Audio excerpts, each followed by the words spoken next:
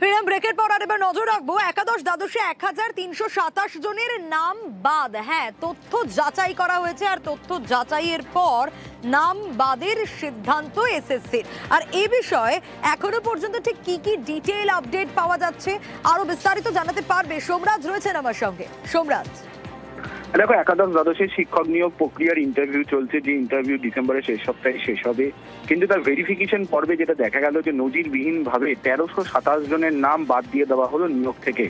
তার কারণ হিসেবে অবশ্যই রয়েছে শিক্ষকতার যোগ্যতা নিয়ে ভুল তথ্য দেওয়া, শিক্ষকতার অভিজ্ঞতা নিয়ে ভুল তথ্য দেওয়া এবং অনেক ভুয়ো কাস্ট সার্টিফিকেটও পাওয়া গেছে। এবং সেই কারণেই কিন্তু এই নামগুলি বাতিল করা হয়েছে নিয়োগ প্রক্রিয়া থেকে। স্কুল সার্ভিস কমিশন যে ইন্টারভিউয়ের তালিকা প্রকাশ করেছিল, সেই ইন্টারভিউয়ের তালিকা থেকেই 1327 জনের নাম বাদ দেওয়া হয়েছে। অর্থাৎ তারা এই নিয়োগ প্রক্রিয়ায় কোনোভাবেই অংশ নিতে পারবেন না।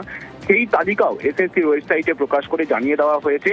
এবং সেক্ষেত্রে এসএসসির তরফে বলা হচ্ছে যে এসএসসির তরফে সতর্ক করা হয়েছিল যাতে কোনো ভুল তথ্য না দেওয়া হয়। কিন্তু তারপরেও ভেরিফিকেশন প্রক্রিয়ায় এই 1327 জনকে চিহ্নিত করা হয়েছে, যারা 35টি বিষয়ে বিভিন্ন ক্ষেত্রে তারা ভুল তথ্য দিয়েছে এবং সেই কারণেই তাদের নাম নিয়োগ প্রক্রিয়া থেকে বাতিল করার সিদ্ধান্ত নেওয়া হয়েছে। সোমরাজ, আরো একটা বিষয় একটু জানতে চাইবো, ইন্টারভিউয়ের সুযোগ 95% যোগ্য চাকরি প্রার্থীর এবং একাদশ দ্বাদশ আর নবম দশমে ইন্টারভিউ সুযোগ, এ নিয়ে কি আপডেট রয়েছে?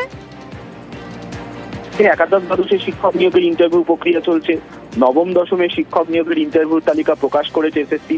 এবং দুটি মিলিয়েই যেটা দেখা যাচ্ছে, যোগ্য চাকরিহারাদের মধ্য থেকে প্রায় 95% প্রার্থী তারা ইন্টারভিউয়ের জন্য সুযোগ পেয়েছেন।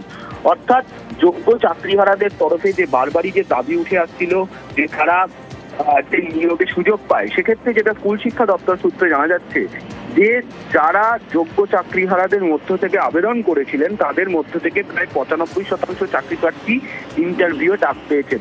অবশ্যই সেক্ষেত্রে একটা প্রশ্ন থেকেই যায় যে ইন্টারভিউতে ডাক পাওয়া মানেই তো চাকরি পাওয়া নয়, কারণ ইন্টারভিউয়ের পরেও কাউন্সেলিং হবে।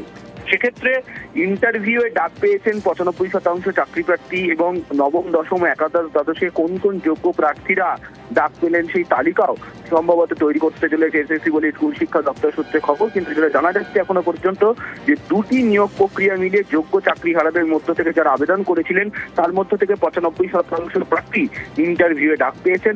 প্রায় 800 কাছাকাছি প্রার্থী যারা যোগ্য চাকরিহারা তারা ডাক পায়নি এই ইন্টারভিউ প্রক্রিয়ায়। বেশ সোমরাজ।